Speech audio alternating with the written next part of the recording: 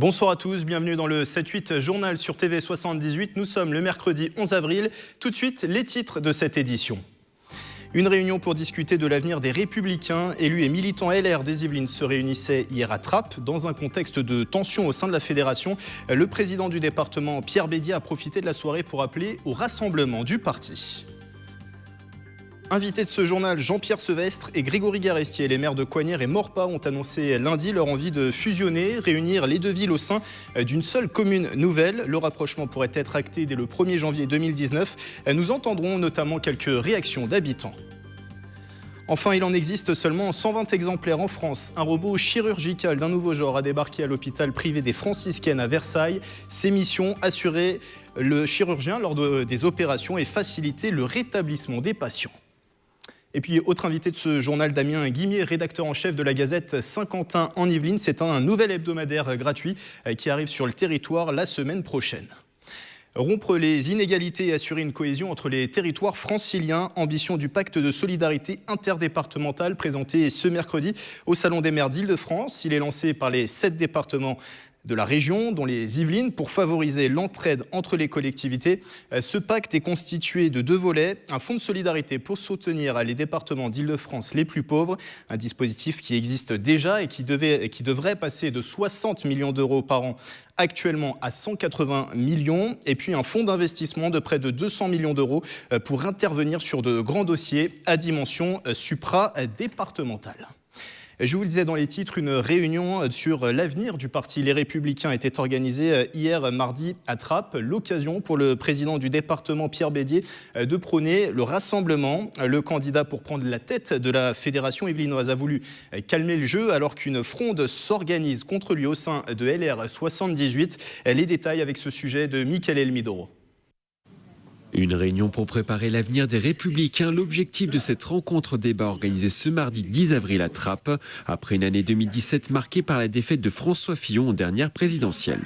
On a une vraie crise, qui est une crise d'abord de compréhension. Qu'est-ce qui est arrivé, qu'est-ce qui nous est arrivé, pour reconstruire un grand parti de droite. Un débat qui s'est tenu sur fond de division interne. Pierre Bédier, en course pour le poste de président de la fédération LR des Yvelines, a vu sa candidature contestée dans une tribune par près de 150 élus locaux. Dans ce contexte, Alexandra Dublanche, élue de Sartrouville, a annoncé sa candidature. Moi, je ne prends pas ça comme une opposition à Pierre Bédier. Moi, je pense, et je le regrette, que cette pensée, il ne la partage pas, qu'il vaut mieux faire une équipe, parce que le débat qu'on va ouvrir, il faut faire attention. Voilà, je pense que nos militants sont encore convalescents. Nos jeunes amis, eux, pensent qu'il faut affirmer une autre idée. C'est leur droit, c'est le principe de la démocratie. La soixantaine de militants présents dans la salle est divisée sur le sujet. Est-ce qu'il y a-t-il vraiment une division ? Pour moi, il y a une divergence de point de vue. Ça reste une élection interne. Il faut que ça se fasse dans une certaine sérénité. Et de surcroît, il faut bien se rappeler qu'à la fin, il faudra qu'on se réunisse tous derrière un seul et même président. Les élections qui doivent se dérouler en interne en octobre prochain seront sans doute animées. Ce mouvement, justement, est un courant au sein du parti Les Républicains. Sens commun est né au moment de la manif pour tous en 2013. À sa tête, désormais une Yvelinoise, Laurence Trochu, 44 ans, a été désignée lundi présidente nationale de Sens commun. La conseillère départementale du canton de Montigny-le-Bretonneux succède à Madeleine de Gessé. Le mouvement compte dans les Yvelines une trentaine d'élus. Laurence Trochu, qui évoquait sur notre antenne son engagement au sein de Sens commun, elle était l'invitée de Wilfried Richy dans le Café Politique. On retrouve des gens qui se sont engagés au sein de la Manif pour tous, au sein de Sens commun, avec une vision plutôt de droite catholique, traditionnelle. Non, il y a de tout dans Sens commun, c'est-à-dire que c'est pas un parti c'est un parti aconfessionnel. On ne demande pas de certificat de baptême ou de certificat d'appartenance à une religion quelconque. Et il y a de toute façon dans Sens commun plusieurs religions représentées, j'imagine. En tout cas, ça n'est pas un mouvement labellisé catholique. C'est un mouvement qui est né effectivement dans la foulée des mouvements sociétaux de la Manif pour tous, mais avec non pas une orientation, on va dire, d'être un lobby, d'être un think tank, mais d'être vraiment un mouvement politique. Et en ce sens, un mouvement politique, ça s'intéresse à tous les sujets. Ça ne s'intéresse pas uniquement à la question du mariage pour tous, comme le faisait la Manif pour tous. Vous voyez, donc c'est pas la même démarche, on va dire. Saint-Quentin en Yvelines, bientôt peut-être à 11 et non plus 12 communes. C'est en tout cas le schéma vers lequel on pourrait se diriger. Lundi, Maurepas et Coignères ont annoncé leur envie de rapprochement, une fusion des deux villes en une seule commune nouvelle. L'annonce qui a fait réagir, vous l'entendrez dans un instant, a été faite par mes deux invités. Jean-Pierre Sevestre, bonsoir. Bonsoir. Vous êtes le maire sans étiquette de Coignères, et Grégory Garestier, bonsoir. Bonsoir. Maire Les Républicains de Maurepas. Alors Maurepas et Coignères partagent un même code postal, 78 310, des projets intercommunaux comme une police municipale ou un centre aquatique notamment. Devenir une seule et unique commune nouvelle, c'est la suite logique des choses finalement ?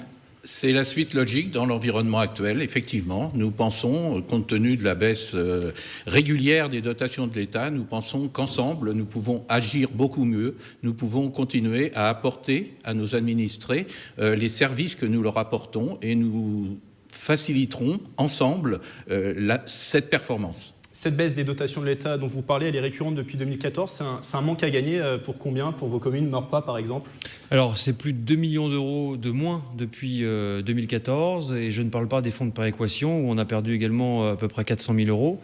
Donc on est dans un contexte très compliqué, nous le savons, et aussi favorisé par la loi, dans le sens où la création des communes nouvelles, dans le projet de loi de finances 2018, l'aide financière a été relevée au-delà de 10 000 habitants, sur un plafond de 150 000 habitants. Donc c'est aussi une opportunité.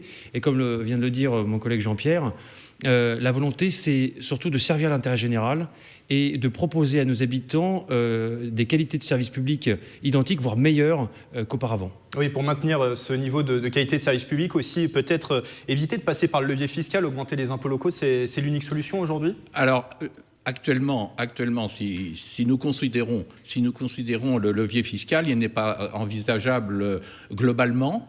Nous avons effectivement, sur les années à venir, à contrôler nos dépenses. D'accord. Il nous faut absolument contrôler nos dépenses d'une façon très stricte, ce que nous avons déjà fait depuis plusieurs années. Mais il nous faut continuer, et je pense qu'avec une union avec Maurepas, nous pouvons mutualiser les services, ce que nous avons déjà fait, vous l'avez cité, avec la police intercommunale, nous l'avons déjà fait avec d'autres services, et je pense qu'effectivement, cette union nous permettra, par cette mutualisation, par cet ensemble d'une ville de 24 000 habitants, lors de cette création de communes nouvelles, et puis ensuite une ville qui ne demandera qu'à grossir compte tenu de nos objectifs de logement et nos objectifs démographiques, je pense que nous pouvons réaliser des réductions de dépenses globales sensibles. Alors c'est une annonce, vous l'imaginez bien, qui a fait beaucoup réagir depuis lundi. Mélanie Poquet et Mickaël Elmidoro sont allés interroger quelques habitants de vos communes. Regardez. Ça peut être un plus. Maintenant, après... je sais pas. C'est une bonne chose, voilà, parce qu'on n'a pas vraiment tout ici, mais à Maurepas, il y a beaucoup de choses, donc c'est à proximité pour nous. C'est obligé aussi actuellement de travailler ensemble pour pouvoir avoir plus de réactivité. C'est une bonne chose, ça permet à rapprocher les habitants les uns avec les autres. Les gens qui habitent à Coignères, ils vont faire leurs courses ici, et l'inverse, pourquoi pas. Pardon, au commerce, en plus, nous étendre un petit peu sur le secteur, et ouais, je pense que c'est bien. Plus les villes sont grandes, mieux ça sera géré, et plus on aura de potentiel pour investir et pour avoir une grande ville, ouais, c'est bien. Ça évite les frais, je pense. Donc on divise les frais par deux. Maurepas, Coignères. C'est ça. J'aurais aimé que ça soit Elancourt et Maurepas, mais moi, je n'en trouve pas l'utilité, surtout que c'est un peu plus éloigné que Elancourt. Des réactions plus mitigées sur notre page Facebook depuis la diffusion de notre reportage lundi. Cet internaute, par exemple, se dit plutôt favorable au projet si le service public n'en pâtit pas, mais regrette une prise de décision rapide sans consultation des citoyens. Un autre commentaire fait remarquer que cette décision ne faisait pas partie de vos programmes respectifs en 2014 lors des dernières municipales, et il faut par conséquent organiser un référendum. Grégory Garestier, est-ce que vous avez prévu de consulter vos habitants sur la question, peut-être les associer aussi abouti à une décision finale? Alors déjà, il y a plusieurs points qui viennent d'être abordés et je me rends compte que dans votre reportage, il y a quand même beaucoup d'avis positifs dans la réflexion qui est la nôtre, c'est-à-dire une démarche constructive et positive. Et ce que nous proposons aux habitants, c'est une création de commune nouvelle historique qui va compter justement pour permettre toujours d'investir. Après, la volonté, c'est évidemment de consulter nos populations. On n'a pas encore déterminé la forme, mais il faut évidemment que nos populations puissent s'exprimer. Là, il faut bien que nos concitoyens comprennent. Nous sommes contre l'immobilisme et nous proposons quelque chose de positif pour continuer à servir nos habitants. Et donc, nous lançons une réflexion. Nous allons lancer des concertations, des ateliers de travail dans les semaines qui viennent, avec un rythme qui va être très soutenu. Et donc, ce sera l'occasion de nos habitants de pouvoir s'exprimer. Et dans des conseils municipaux qu'on va avoir de manière... Justement, oui, j'allais vous relancer là-dessus. La marche à suivre auprès des conseils municipaux respectifs, oui, quelle est-elle maintenant? Alors, effectivement, la marche à suivre, nous allons avoir des conseils municipaux simultanés le 2 mai prochain, au cours desquels nous allons voter le lancement des études de prospective sur cette création de commune nouvelle Coignères-Maurepas ou Maurepas-Coignères. C'est-à-dire qu'il y aura des votes dans les mois prochains dans vos conseils municipaux respectifs? Ensuite, il y aura des informations et des concertations, des écoutes de toute notre population au cours des 7 mois à peu près environ à venir pour avoir effectivement les avis de la population, des administrés. Il ne faut pas se contenter de l'avis effectivement des élus, mais de tous les administrés, effectivement, au cours des mois prochains. Une date butoir, c'est le 1er janvier 2019 ? Oui, alors pourquoi le 1er janvier 2019 ? Pour que ce soit clair pour tout le monde, c'est que la loi nous demande, si nous souhaitons aller dans une création de commune nouvelle, de le faire avant cette date, parce qu'on ne peut pas modifier la carte communale un an avant les élections municipales, et aussi pour bénéficier des aides de l'État, il faut que cette création de commune nouvelle soit engagée à cette date. Mais c'est que le début. Il y a l'acte politique de la création et ensuite, il va se passer des années pour construire un projet administratif, parce qu'il faut penser aussi aux agents municipaux, et un projet de territoire. Au 1er janvier 2019, du coup, il y aura une commune ou c'est un projet qui peut être abandonné entre-temps ? Il y aura une commune nouvelle ? C'est un projet positif, et donc le 1er janvier prochain, je pense qu'il y aura la création d'une commune nouvelle réunissant Maurepas et Coignères, je le pense profondément, et donc c'est une aventure, comme l'a précisé Grégory Garestier, et la commune nouvelle sera créée le 1er janvier 2019, effectivement, et il y aura la réunion des 2 conseils municipaux au sein d'une même commune, jusqu'aux élections de 2020. 2 mois pour convaincre. Dernières questions, vous parliez justement de la question des agents. Un commentaire qui émerge sur Facebook également. Combien de suppressions de postes au sein des services publics ? C'est une question qui a été posée sur notre page Facebook. Une fusion, est-ce que ça veut dire qu'il va y avoir aussi une réduction d'effectifs au sein de cette seule mairie ? C'est pas une fusion, c'est une création de commune nouvelle. Et donc, c'est un peu comme dans un mariage. Chaque fiancé apporte son passé, son historique, ses compétences, et donc on va faire une alliance, un vrai mariage, et donc il n'est pas question de suppression. Pourquoi voir le côté négatif des choses ? Justement, cette création de communes nouvelles va nous permettre de maintenir nos services publics tels qu'ils sont, et voire même de les améliorer, en fédérant l'ensemble de nos compétences.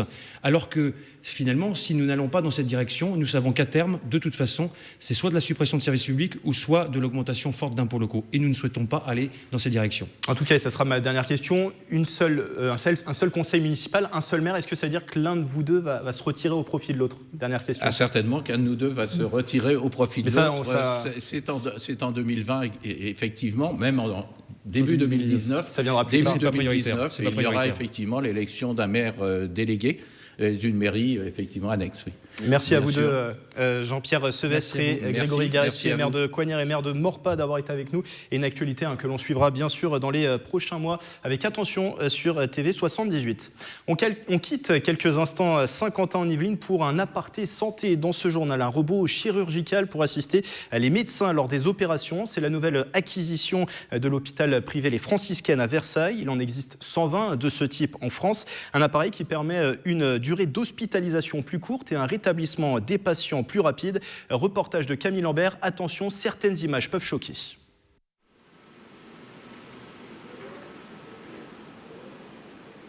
Il a des allures de cockpit. Ce robot chirurgical, nouvelle génération, a rejoint la clinique privée des franciscaines à Versailles. Da Vinci ici, c'est son nom, permet d'offrir de meilleures conditions d'hospitalisation pour les patients, mais aussi pour les chirurgiens. Pour le docteur genevois, c'est une première. Beaucoup moins fatigué, au lieu de rester 2 à 3 heures debout en tenant des instruments, donc les épaules un peu surélevées. Là, on est assis à la console du robot. Et puis, on est moins crispé sur les pinces. On a une liberté de mouvement qui est sans équivalence en cœlioscopie et une vision en 3 dimensions qui fatigue beaucoup moins. Cette patiente souffrait d'une descente d'organes. Avec ses bras et ses pinces articulées, le robot a permis d'accrocher plus facilement des bandelettes pour stopper la maladie. À l'origine utilisé dans la chirurgie urologique, ce robot peut aussi être utile en gynécologie. Le docteur Apfelbaum l'utilise chaque semaine depuis le début de l'année. C'est un vrai plus pour le patient en termes de ce qu'on appelle la réhabilitation précoce. J'ai vraiment l'impression que les patientes sont beaucoup plus confortables. J'ai eu une courbe d'apprentissage parce que c'est vraiment une technique nouvelle qui s'est tout à fait bien déroulée et qui me permet dès maintenant en fait, d'accéder à des cas difficiles. Et j'ai vraiment l'impression que le geste est plus simple dans les cas difficiles. Seuls inconvénients, apprendre cette nouvelle technique et le coût pour les hôpitaux. Le premier robot, arrivé il y a 7 ans à la clinique, a été remplacé par ce modèle à 2 millions d'euros. Il en existe seulement 120 dans toute la France. Un nouvel invité m'a rejoint en plateau, Damien Guimier, bonsoir. Bonsoir. Vous êtes le rédacteur en chef de la Gazette 50 ans en Yvelines. Alors c'est un nouvel hebdomadaire gratuit qui arrive sur le territoire. Première publication, arrêtez-moi si je me trompe, c'est ce mardi 17 avril. Tout à fait. C'est ça. Alors le titre, La Gazette, qui est déjà présent dans le Nord Yvelines, on en parle après. Pourquoi venir, première question, pourquoi venir à 50 ans en Yvelines? Pourquoi finalement proposer une édition sur ce territoire? On a déjà une édition dans le nord des Yvelines qui marche relativement bien.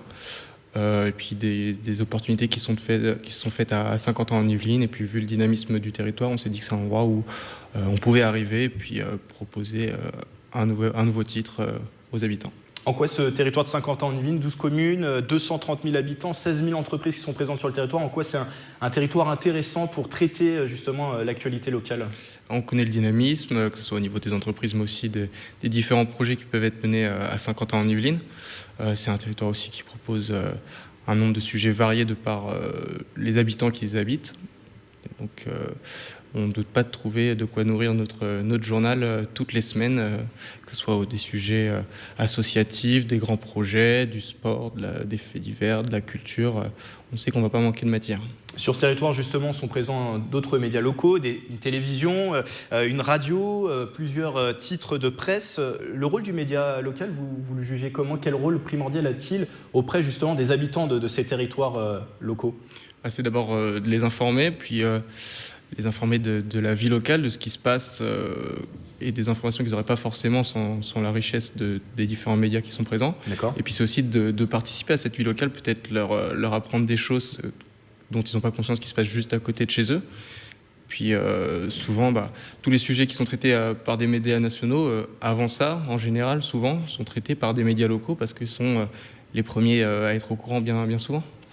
Première parution, on l'a dit, ce mardi 17 avril. À quoi ressemblent ces derniers jours avant cette première publication? Vous êtes 3 rédacteurs sur cette édition 50 ans en Yvelines. Vous êtes en totale effervescence là, sur ces derniers jours? On est tous à fond. On prépare nos sujets. On a commencé à couvrir les premiers sujets dès la semaine dernière. Il y a beaucoup de prises de contact avec tous les différents acteurs du territoire.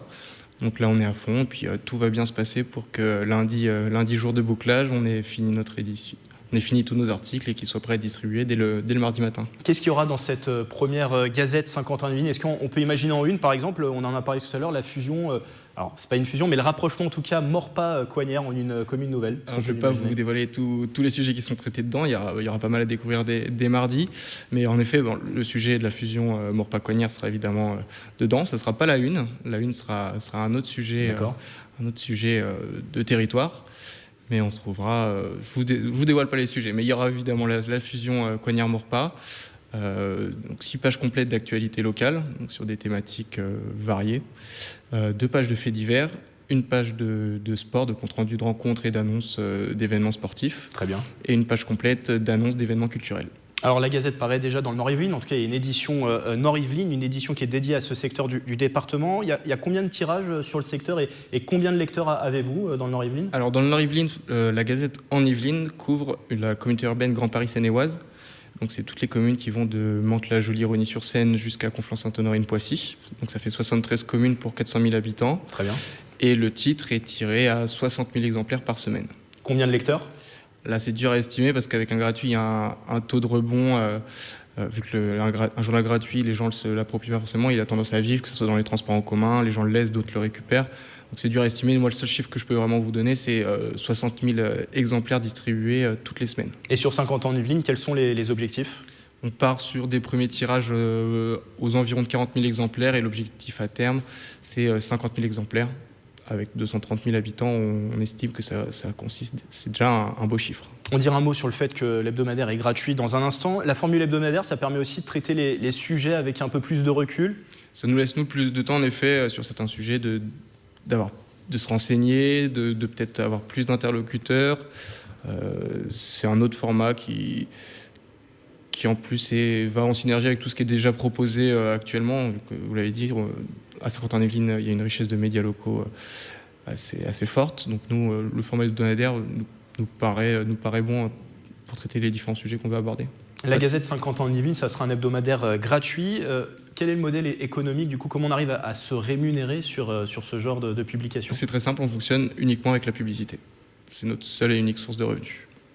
Où pourra-t-on trouver cette Gazette de 50 ans en Yvelines? Alors là, on est en train de déployer ce qu'on appelle des présentoirs. C'est des petites boîtes dans lesquelles on peut prendre les journaux, comme par exemple comme ça fait pour le 20 minutes. Très bien. Donc dans un premier temps, on sera essentiellement a priori présent dans les gares, à proximité des supermarchés. Puis à terme, on sera vraiment déployé sur toutes les communes avec plus d'une centaine de points de distribution.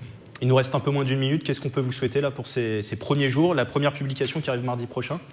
Réussir à boucler le journal lundi, ce sera déjà un très bon début. Et puis que mardi, les lecteurs soient au rendez-vous et qu'on arrive avec notre une, les intéresser à tous prendre le journal et à le lire presque dans son intégralité, pourquoi pas. Merci Damien Guimier d'avoir été avec nous. Merci à vous. Rédacteur en chef de ce nouveau venu à Saint-Quentin en Yvelines, la Gazette Saint-Quentin en Yvelines, et l'hebdomadaire gratuit paraîtra pour la première fois mardi 17 avril prochain. Il y a un site internet alors qui n'est peut-être pas encore en service, mais qui sera prochainement en service. À terme, et il s'affiche d'ailleurs en bas de l'écran. Merci d'avoir été avec nous.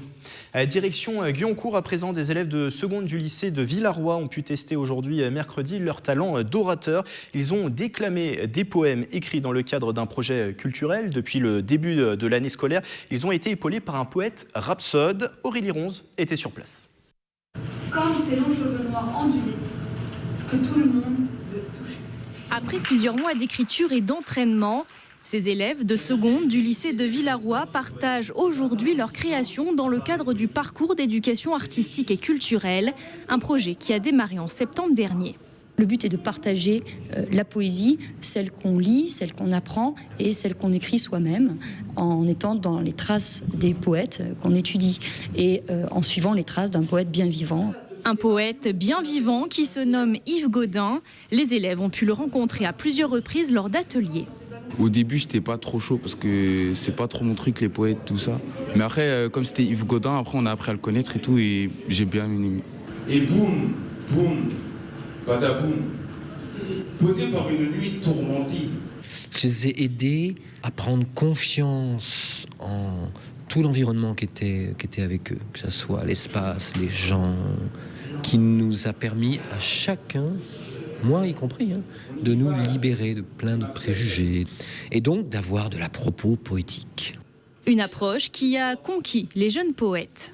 Yves Gaudin, le personnage, on a bien aimé, il nous a mis tout de suite à l'aise et j'ai l'impression qu'il nous a plus aidé à être à l'aise, à comment réciter nos poèmes et il nous a beaucoup aidé sur l'écriture aussi. Moi ça m'a plu, et du coup j'ai pris mon stylo, ma plume et j'ai commencé à rédiger et je pensais pas que moi je pouvais écrire quelque chose. Pour moi c'était réservé aux grands poètes. La trentaine de poèmes écrits par cette classe de seconde sera prochainement édité dans un recueil intitulé « Les dormeurs du bal ».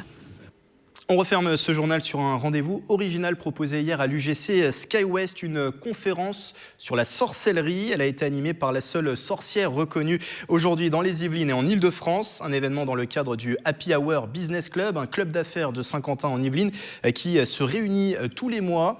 Un thème de la sorcellerie qui a attiré les curieux, comme vous allez l'entendre au micro de Michael Limidero. Oui, ça existe. Alors après, vous n'êtes pas obligé d'y croire, mais oui, ça existe. Ça existe depuis toujours et d'ailleurs, ça a été même reconnu par toutes les religions. Toutes les religions en parlent et admettent l'existence de la sorcellerie. J'ai presque 60 personnes inscrites ce soir, ce qui est déjà pas mal. Et voilà, donc il y a toujours un côté curiosité. Et puis la sorcellerie, c'est quand même un thème qui interpelle. Hein, ça peut faire un peu peur, ou en tout cas, ça interpelle. Et pas de sorcellerie, mais de la culture à suivre ce soir dans le 7-8 Culture présenté par Mélanie Poquet. C'est la fin de ce 7-8 journal. Merci de l'avoir suivi. Une édition à revoir en replay sur notre site internet et notre application mobile TV 78. Excellente soirée à tous.